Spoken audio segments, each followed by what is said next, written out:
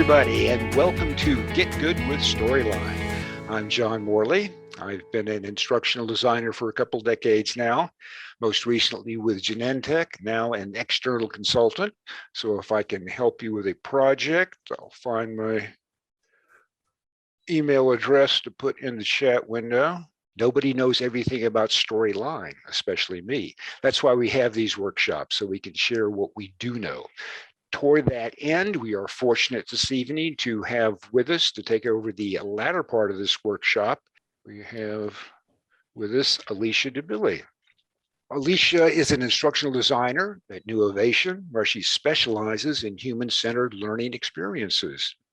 Alicia has previously created corporate training for a variety of industries, including veterinary care, healthcare, I assume for humans as opposed to healthcare for veterinary, real estate, and more.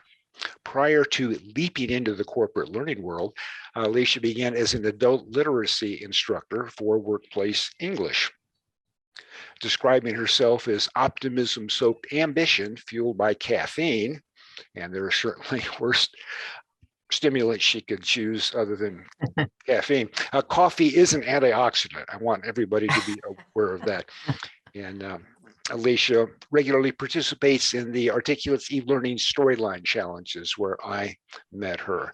And let's see, let me grab her email address, share here, and ask Alicia, would you like to say hi to people? Sure. So thanks everyone for coming. I'm really excited to be here as a guest presenter tonight. For my portion, we will be looking specifically at visual design. Maybe a lack of visual design, and hoping that with all the collective brains in here, we can make it look much better. So yeah, that's pretty much it. A little bit about me. I live in Edmonton, Alberta, 2 hours away from this background here that you see. Can't afford to travel there, but it looks good in my background. It's a good talking point. And yeah, just excited to be here. Okay, thank you, Alicia. And I see Dan Canaveral has joined us. Dan is going to be our guest presenter later in the year in November, so I'm very happy to have him with us. Let's see, let me share my screen here and alert you that later on, we will be doing a click along. So you may want to have Storyline fired up and ready to go as we test a few things here. The only sure things in life anymore seem to be death, taxes, and yes, you will need to use a computer to do your job.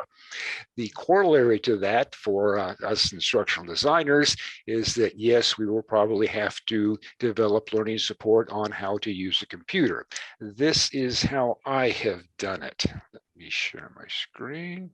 This is for plant operators at Genentech. I chose a superhero theme because the manufacturing process is automated. Operators do what they're told to do until the automation malfunctions. Then a very smart operator must step forward who not only knows what's supposed to happen, but why it is not happening and how to fix it, which is indeed a superpower. This stuff gets real deep, real fast, which you may think after you see a little bit of this. I like to start lessons with letting the learner know what to expect. Those of us who spend hours a day staring at a computer screen know a lot of conventions that some of our learners may not be that familiar with. So I want to make sure that the learners know how to navigate when they start this sort of thing. Sorry, John, just a quick second. Please. Just a question from Kevin. Are there Storyline project files we should be using, or just have a blank project open? This is not, we aren't at the click along yet. This is more of my demonstration. We'll do a click along a little bit later. Okay, thank you for asking. I have to make that clear. Okay, our audience has prior knowledge of what this means, this gobbledygook on the screen. So this points up the importance of knowing your audience. If I took the learner's time to explain what you're seeing on the screen, they might think this is much too basic for them and tune out and not really pay attention. However, they do need to know what this exercise is about, and this is presented as a challenge for them to deal with. The approach I take is to create teachable moments. Up here in the upper left, you will see instructions on what to do, what to expect. Told them if they don't know where to click, they just click anywhere, and look at this. A little thing comes in here showing you where you do need to click. So this is just like what they will be using on their computer screen on the floor. So again, if they click randomly, a little highlight comes in here showing them what to click, where to click. There are double clicks as well as single clicks. So we'll double click here to see what happens. So this is simulates very specifically what they would be doing on the floor. I will assume that the little green outline is something the software itself puts in there. So I will double click that and then begin investigation by clicking a single step here. Okay, that works. Double click this to see its properties. And this particular screen has dialog boxes that come up. The blue bubbles here explain what is going on, what the learner needs to pay attention to. The stuff here in this white background is all computer code. So they have already been trained on how to read the computer code, so they know what this means, and this just is pointing out to them what they need to take from what they already know, and the action steps are in yellow. So it says click confirm. Notice that there is a lag before the action step comes up. I like to give the learner time to read the blue bubble before the yellow bubble comes on here. Tells them what to click. So we'll click cancel. We'll go to another one here. I'll click randomly to get a hint. And then supposed to double click down here, double click, and nothing happens. I'll double click again, and nothing happens. So this is a teachable moment for John. Let's take a look at what's going on here. We'll click the slide and take a look at that outline is on the layer called wrong. I'll click the highlighting and right click to see format shape. And this is strange because it says no fill. It said no fill already. So I should be able to click that. Let me do that one more time. Now I'll click solid fill and go back to no fill. Click that and try this again. We'll go up to preview. We'll go up to slide. And now let's see what happens. We'll click the wrong place. Now, when I double click that, it works.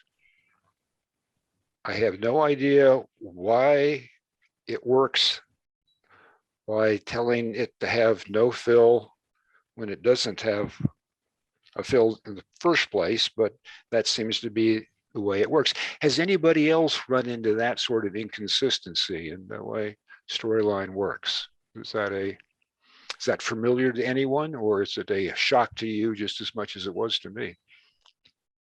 I've normally had. Go ahead. This is Jody. So sometimes when I have no fill on things, like I don't think the cursor recognizes that something should happen. So sometimes if I have let's say an object that I want to make clickable, I make it 99% transparent, and that seems to help sometimes. So I don't know, is that just a shape that they're clicking on there? Yeah, it's a shape with the fill pulled out of it. So I just have the outline, the little. So I would if I was encountering that, I'd make it white, 99% transparent. So it's great when the cursor's, I'm making this up. I've just my observation of like, when I've had issues with it, that usually undoes it. So. Yeah, I've done something similar, but I could just go 100% transparent and it seems to work, but 99% just to be on the safe side. So I hear a lot of people have that problem as well. Yeah. So you're saying transparent rather than no fill. Is that what I'm hearing? Yeah. Yeah, like you fill it with white, say, or blue, whatever won't interfere with, like this is on a white background. So I would fill it with white and then go 99% transparent if it was acting fussy. So that's interesting. But the thing is, the click needs to be on the base layer, not the layer that comes up on top of it. But anyway, that's one of the things you need to get used to in the storyline. Here again, we have the blue balloons telling you what to do. This telling you what to do here, and then you see cancel. Okay. Oh, I'm doing a single slide here. Let's look behind the curtain here to explain the rest of it. Here you'll see that some slides do not have an action step. They just have explanation, and that has a continue with it. So they can get to the next slide. And then at the end of the simulation, the learner is able to repeat the exercise to make it kind of a game to see if you can click the right things before the hints come up, or they can continue to another simulation. Any questions about how this is supposed to work before we take a look under the hood? Okay, let's see. I actually have a question. Are all the screenshots that you're using, are those actual screenshots that you took from the program, or were they somehow, did you create any of those in Storyline? They're all straight screenshots. Okay. This is, as advertised, the automation that runs the plant. So the operators are seeing this on a monitor on the floor as they go along. Now, the first thing I wanted to show you is a effect that I've seen several times now on lessons that start with that. Go back and show that again.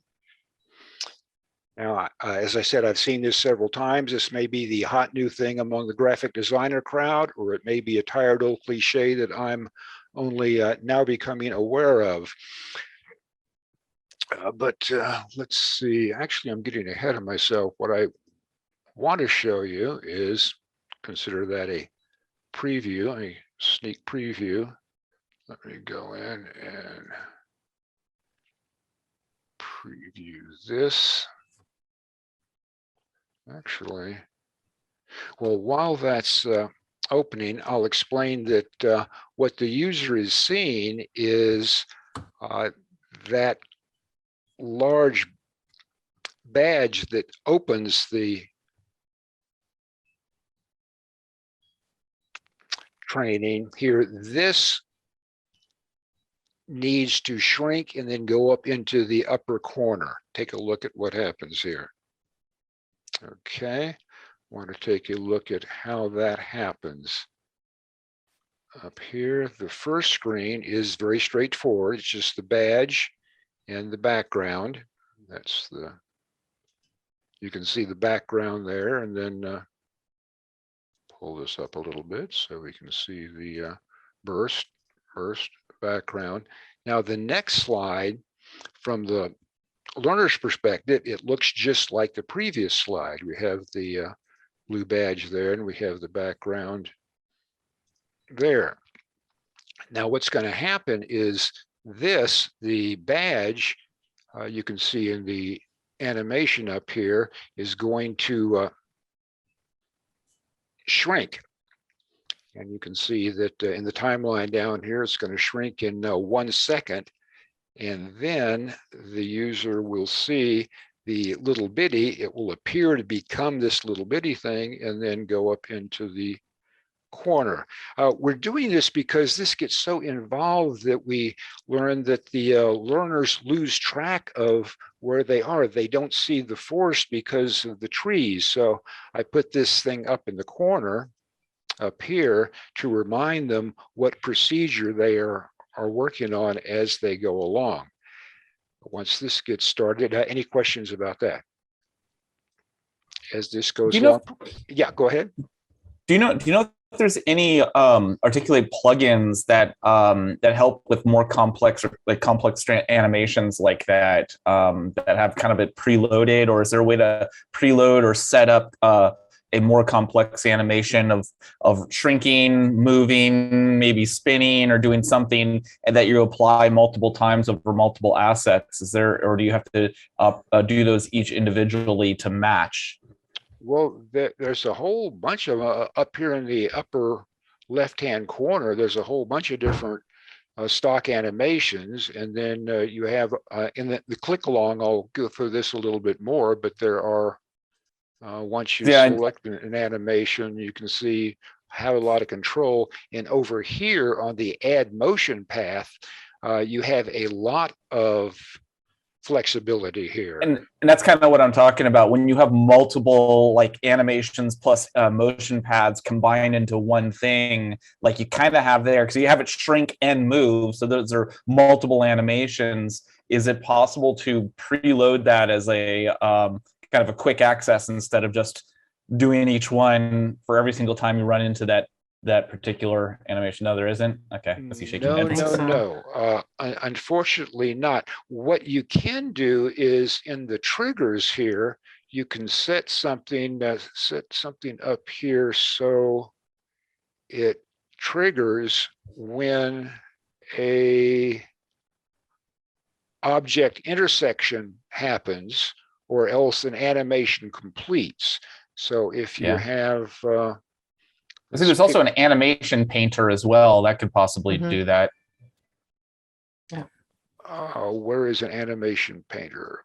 Top left. Oh yeah. Over there. Yeah. Exactly. So if you want to reuse that animation, you're able to do that, but you need to create it in the first place. And I believe if it's in two steps, the way I did with this, it would just be the separate animations that would be painted, but you can get pretty involved with this animation paths here. Yeah, that's what I've had to deal with. Is I'm just doing like some really fancy, where it'll move over to one place and move over to another and move over to another, and that'll be replicated several times based on different content that I'm providing, and having to recreate those each time is always a pain. I've used Animation Painter before, but I was just wondering if there was another way to do it. I guess not. Still works well. You could, if you have like animations, you're going to use a lot, like make a dummy slide in another scene and keep it to the side in a bullpen and just copy and paste it when you want it. That might be one way to. Oh, that's a good idea. Yeah. Kevin, John, I accomplished something similar to what you did there, John, with moving that burst. With the title over to from the middle to the top left or top right of your screen, using PowerPoint's morph transition and exporting that as a video and then bringing that into Storyline. Oh, cool. Now, is morph part of PowerPoint, or is that an add-on? Yeah, I think that. Correct me if I'm wrong, guys. I think that's a native feature of. It is native, not just. It is native. Yeah. I don't know if it's definitely in 365. I haven't seen it in any other version. I only use 365 and then 2016, which isn't in there. But my question for you, Dan, on that is, when you export that, can you drop out the background still? Because like here, it's like a PNG style transparent background image. But if you're getting the video, that sounds like it would be a full frame style thing. So you would have to use an outside program like Premiere Pro. To take the background out. Yep, to key out the background there. That's what I thought. That's cool though. That would work. Okay. Yeah, well, that's some good ideas to share here. And let's see, talked about that. What else are we going to go to? Let's see. 112, I wanted to look at that. This is actually the software itself being poorly designed, and that this tells the learner to double click to open this transition here. And intuitively, you would think that you can click anywhere in here. However, I'll just preview this one slide, tells you to click on this transition T0104, and you would think any place here is clickable. You even get the finger right there, but if you click that, it doesn't work. And you have the nag message coming up here telling you it doesn't work. So you have to click where it actually does work and you get to go on. So that's, even though that's not a problem in the learning support, it's a problem with the software, and the learner needs to be made aware of that. What else did I want to show? Okay, get that, go to 219.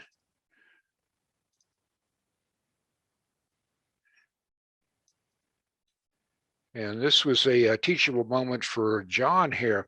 This is the logic path here showing what happens, or actually it goes from here up here, and to highlight that in green as the good path, as opposed to the bad path there in red, I show you my timeline here. Every single leg of that I created as a separate line. Hours of fun. And I worked much too hard for that. There's a much easier way to do that kind of path. I duplicated that same slide here. This is without, this is with, this is without. And the easy way to do that is just to go up in the upper left-hand corner here to insert, and we'll go over to shape about a third of the way over. And you'll see in the shapes here, you have an option for freeform. And if you go down to the freeform here, I'm going to hold down the shift key as I do this, click there to begin, click there, click there, click there, click there, click there, just follow the whole path here, click there. And then on this last one, double click and it creates the outline. I'll go to format the shape here, turn it to the desired color of green, make it a little bit larger, line style. And in the time it took to talk about it, I saved the substantial amount of time it required to do that the way Two questions about that, John. Can you, after you create the shape, can you go and move some of the points on there? Like, let's say you didn't do it quite right, you want to make some fixes after you created the shape. Can you do that? Let's see. Well, it considers it a separate, a coherent shape here, so you can't move it. You move the whole thing. You can't make another leg of it after it's been made. You kind of have to get it right the first time, huh? Exactly. As I'm showing here, you can kind of move it around on the screen, but it stays in the same configuration that you started with. Now, let me see, where was that we were looking at? Number of, again, this is something I learned 11, 12, going back to the, let's see, where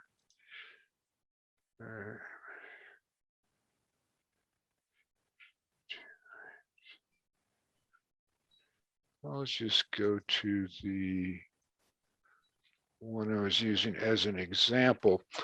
Several of these have the base layer, and then depending on what's going on, you see there are a number of dialog boxes that come up. Because all these dialog boxes were associated with this base, I thought it best to do slide layers. But as you can see here, there are a lot of moving parts involved, and at some point, this being that point, it just got too confusing. So were I to do this again, I would make every single one of these, rather than a layer, a separate slide. So every action that the learner takes would be a separate slide. Be a lot easier to keep things straight than what I did here, doing the layers. Okay, any question about what I have here before I get over to the click along? Have you ever overloaded a slide with too many layers? I mean, obviously you got it's a little bit confusing with this many, but have you ever put so many layers on something that it had a difficult time processing it or functioning just because there's too much? The software, the system itself hasn't bogged down. I think this is an example of too many for me to keep track of, but I have no idea if there is a limit to the number of layers. Jody or Daniel, do you have any insight into it's that? a lot. I don't know. It's more than I've ever used. Uh-huh. But I know, like, when I have a slide that's got too many layers on, it gets hard to proof it. And like, it gets hard to, like, if you need to go back and check it. And if every layer's dependent, you got to go through every friggin' layer until you can advance sometimes. So yeah, it's like a balancing act, like how many is the right for what you're doing. Yeah, sometimes you can make things just too hard for yourself. Well, let's do a click along here. I showed you what I was trying to demonstrate. I'll go back and do that. And again, kind of got ahead of myself. Do that kind of little effect there, which I think is cute. So let's, if you're ready to click along with me, let's go up into the upper left-hand corner here on the file menu and click New. No, I don't want to save anything there. Okay, here we go. Double click this. And this is kind of an old-fashioned aspect ratio here. This 4:3, a little square. So I'll go up to the design menu in the upper left-hand corner here, and all the way down on the left, click slide size setup, change this preset to the 16:9. That looks a little bit more modern. First thing we'll do is insert the background, which is the first thing the learner would see for just an instant. So in the upper left, we go to Insert, and then about a third of the way in, we go to Shape here. Download the shape and just select a regular old standard rectangle. We'll fill the screen here with a rectangle. And now let's add the image that we are going to reveal. Again, on the insert, I will go to the content library. Feel free to use any image you prefer. Doesn't make that much difference for demonstration here. We'll just type in imagination, Magination, enter, and here's the little pirate book here. Now I don't want the learner to see this immediately. We want that to be revealed. So let's go down into the timeline, and let's first make the timeline a little bit longer. You'll see down here at the bottom of the screen this little mountain looking thing. Click that a couple times so we can see all the a little more detail here. On the imagination illustration, I'll click that. Well, I have clicked it. Go over here to the right end so it turns into a double arrow, and let's just make that well, I'm going the wrong direction here. I should make it appear at half a second, and let's fade that up. Select the image, go up to animation, and let's up here in the upper left hand corner, select fade, and let's fade up, and duration, make that half a second. Now let's put the little clappers in there. Again, go up, we're on the insert menu, go to shapes, and we have a right angle triangle there. We'll rough that in. Let's give it a little bit more exciting color. I'll right click that, go down to format shape, click a solid fill of orange. And I think this looks better to come in from the upper left corner. So I'll get the twisty here, go over here, fill that up, move things around here so it's covering up half the frame,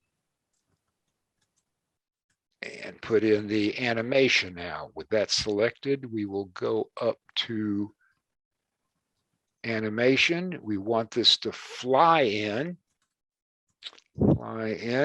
We want it to be duration here. We'll choose a 1/4 second.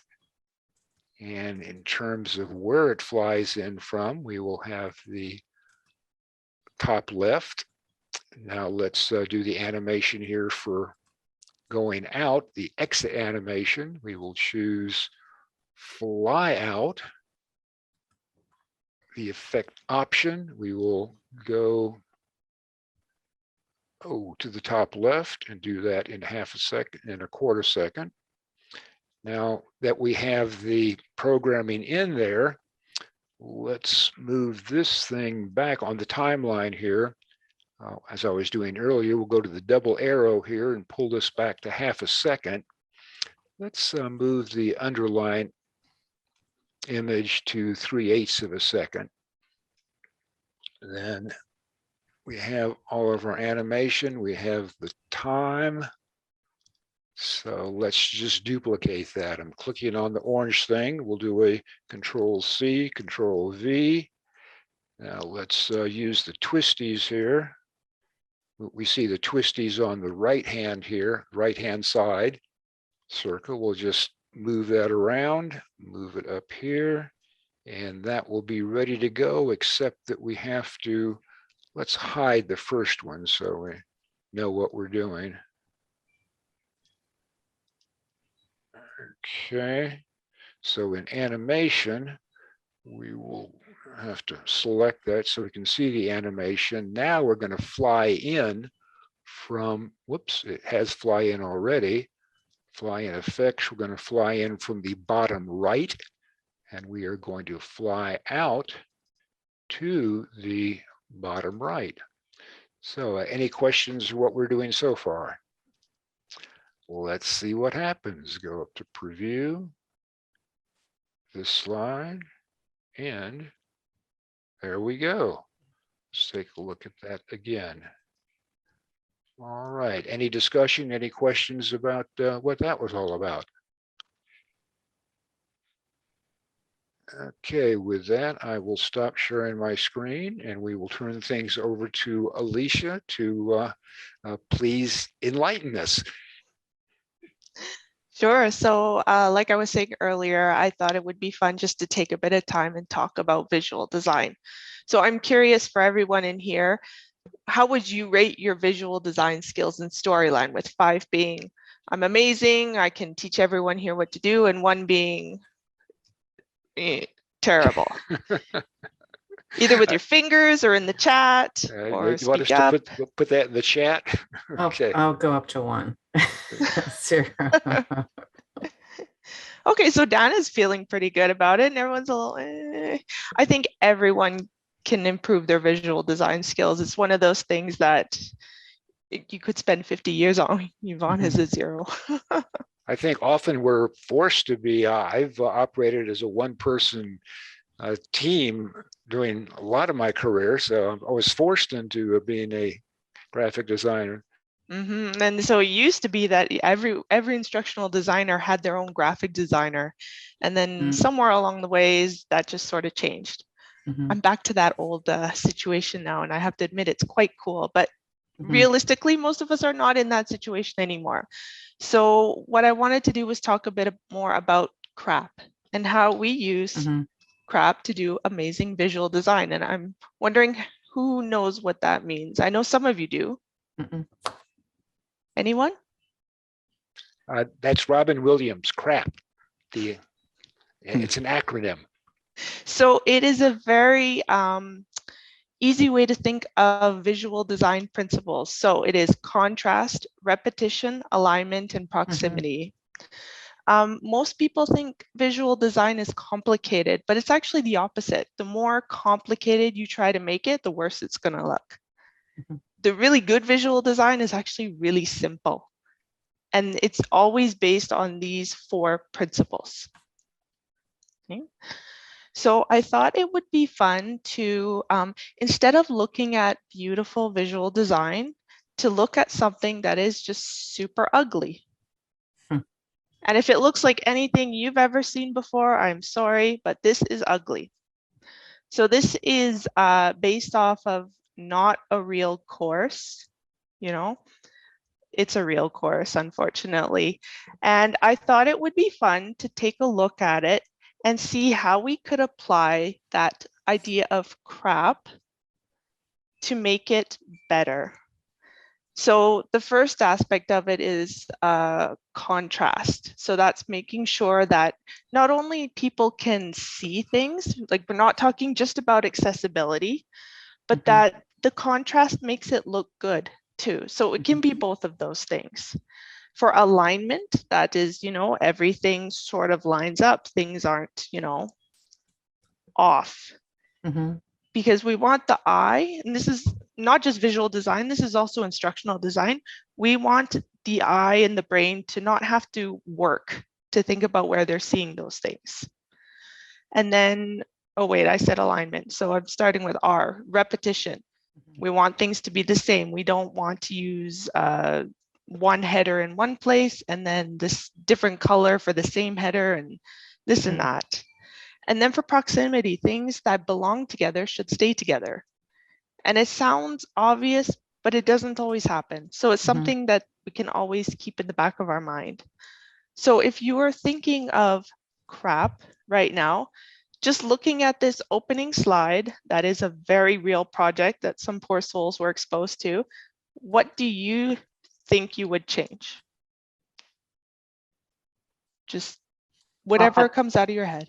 Well, this is, I think, like on the contrast, I mean, there's obviously, you can't get more contrasting like in the text, the dark text on a white background. I know, like, I've been seeing a lot of things about not using clear white or clear black anymore for eye fatigue. So that might be something I would look at. But if I just use the contrast, I think that the dark blue with the white, that's okay. The orange kind of throws me off in there with the, on the button, but I'd be curious to hear what your thoughts are on this. Now you got like a million different whites, right? And a million different blacks, like, and there are all these different, variations. So.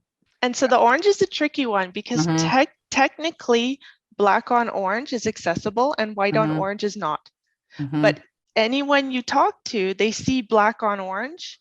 And it looks, I don't know if it's Halloween or whatever. Yeah. They see white on orange and it looks okay. I don't know why. So in that way, maybe the rules of contrast can bend a little bit because you want to think about how people are perceiving things. And we don't have a ton of time. So at the end of this, I'm going to drop in a resource list with how you can check all those things in detail. When it comes to the dark colors, that is something people are talking about. Has anyone else heard of that?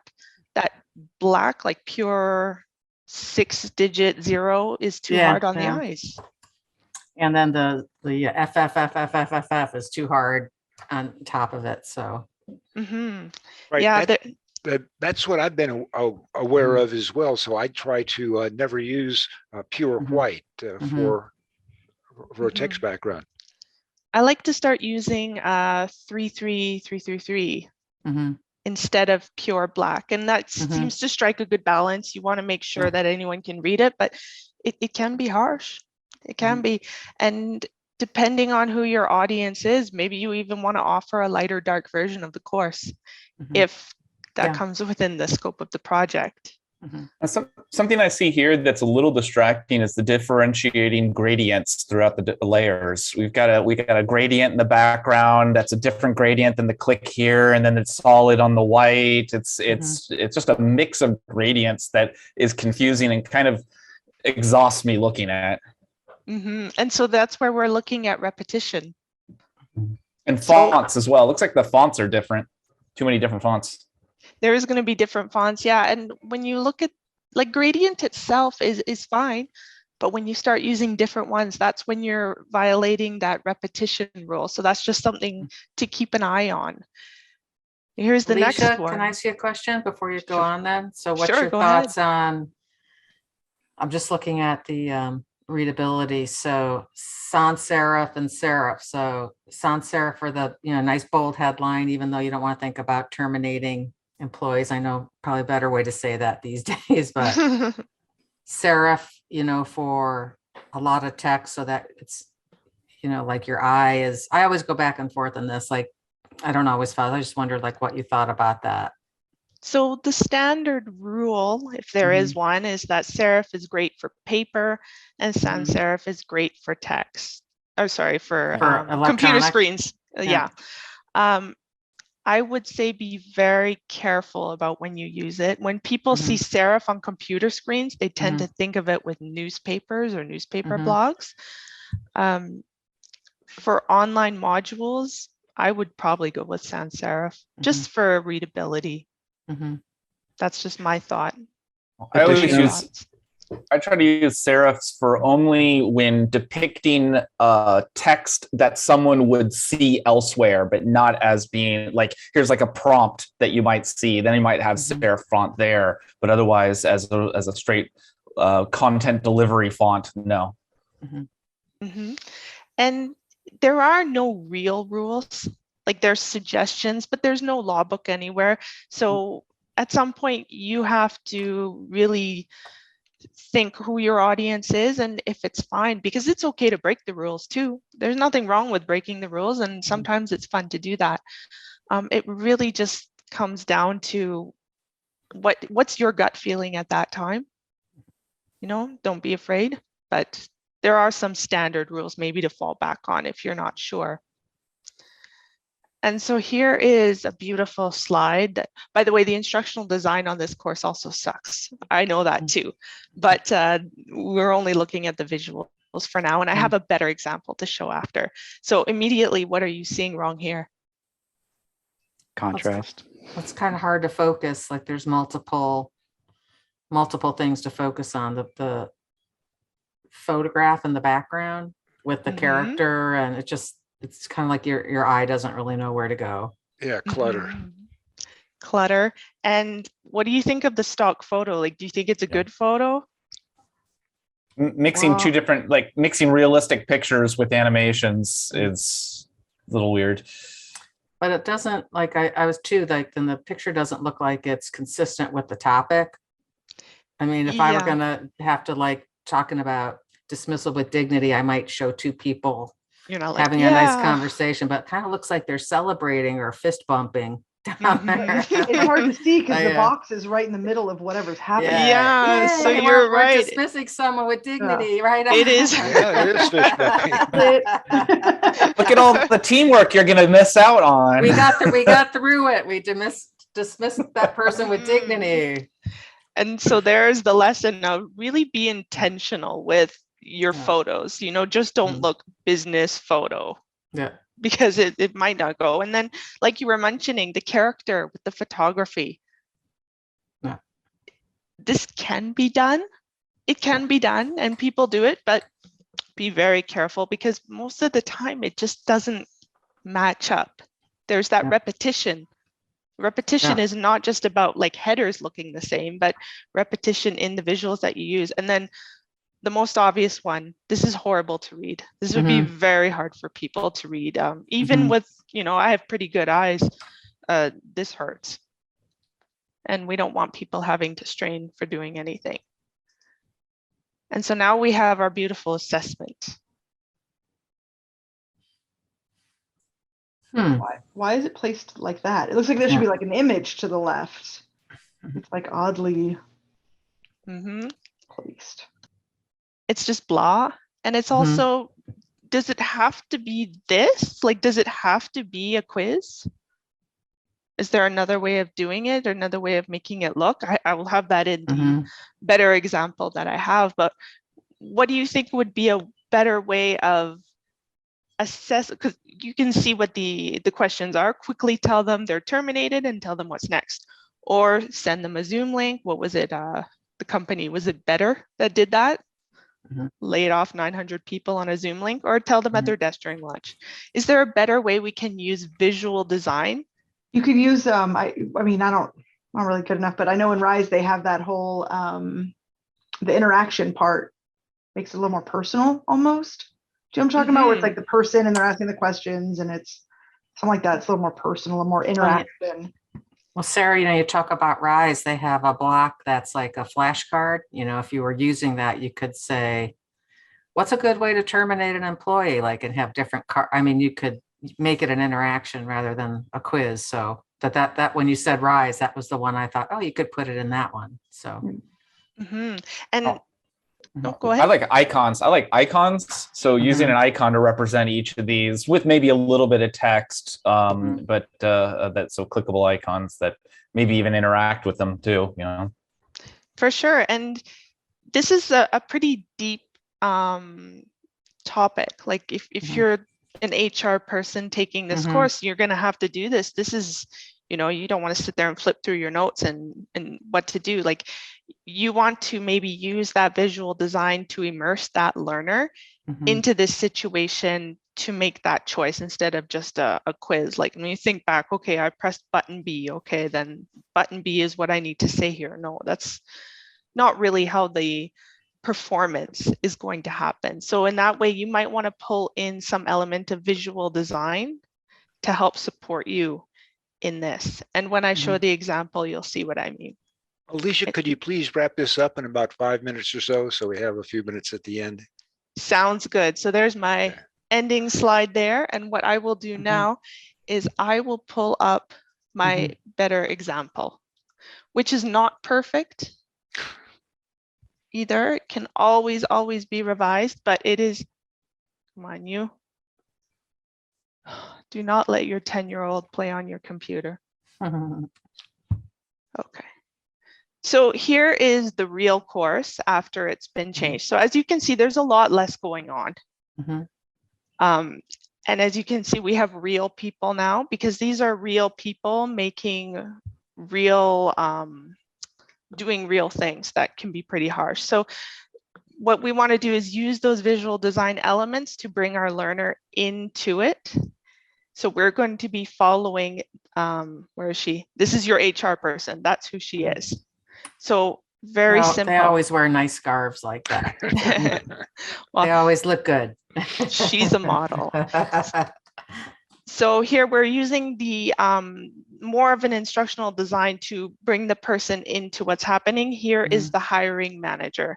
So now when we begin our scenario, we're back to our human resources person. So now we're using that consistent visual design element so that these people can start thinking about the people in the situation and the choices that are going to be made. Okay, so buttons, very simple. Here's a way to, what are we going to say to people? So let's say we pick the wrong one. Now we see our poor Mark who's getting terminated. He's expressing himself. We're using visual design to show the consequences of making the wrong choice. So with only about 2-3 minutes left, I'm just wondering, are there any things that you would change to this? No, I think it's a huge improvement. Yeah. So Alicia, I follow a gentleman on YouTube called Gary Simon. He runs a YouTube channel called Design Course. And his big push is for designers, web designers specifically, to get away from blocky layouts, you know, containers upon containers on your screen. And this is a great example of that. In your original, you had everything contained in a white container, right? And here you're breaking out and you're placing things like things in groups, as opposed to putting like things in a box. And so that's his big thing, break out of the box. Dan, that Gary Simon reference, did I get that right in the chat window? That's correct. S-I-M-O-N, thank you. S-I-M-O-N, you got it. So you know, Alicia, I think that's also good is that, and I know like I struggle with this, to find a suite of photos that look like they go together, you know, so you got enough material, like you've got your HR representative here, and then you've got the person being dismissed and the boss, and to find enough situations where you can, I mean, let's say you have like 30 slides, like you got to like have a good stock art resource that has a suite, you know, of all the same people. So just so you know, her and her companions and the hundreds of people are actually free. It's a website called, oh, not WC in chat, it's Women of Color in Tech. Okay. And so this is, there's hundreds of thousands free to use for whatever. The point being, they want women of color used more in learning design or graphic arts or whatever. So yeah, I'll wrap it up here because I know we're going to finish up, but it's a good resource. Thank you. Yeah. Oh, and I'm also going to drop in my resource guide, which has a collection of where to get fonts, free books. There's one called Graphic Design. There's a free book there. It's amazing. It's a really good read.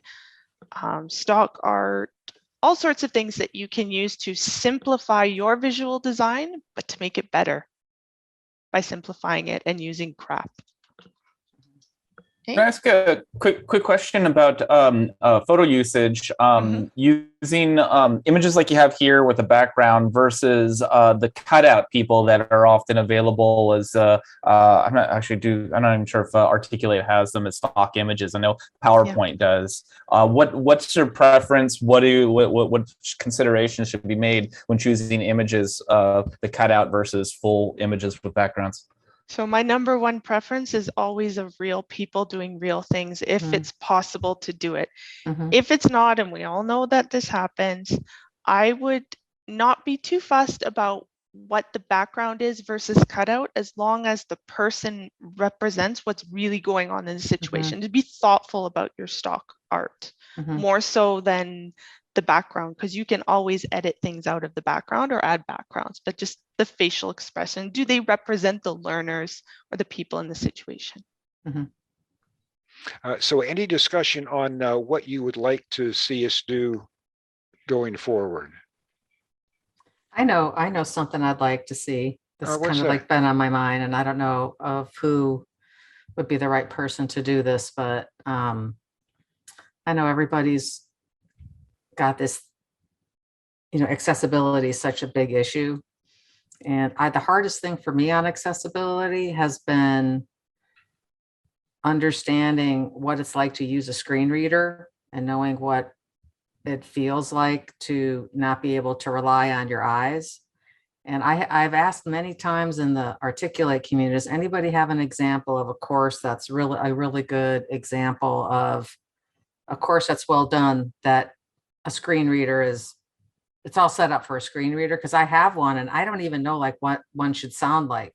I don't know if I'm saying that right, but when I've used my own projects through a screen reader, that's great, but I don't know like what a good one should sound like. So like, what does good look like, for accessibility for people who use screen readers? That would be something I would love to know more about, because I can't simulate and I can't get out of my own sighted head. Right. So even when I run it through my screen reading, I'm like, I don't know if that's what it's supposed to sound like, or, and I don't know anyone who relies on one. So that would be something, if anybody out there in the world knows something about it or has a good example, I would love to see one.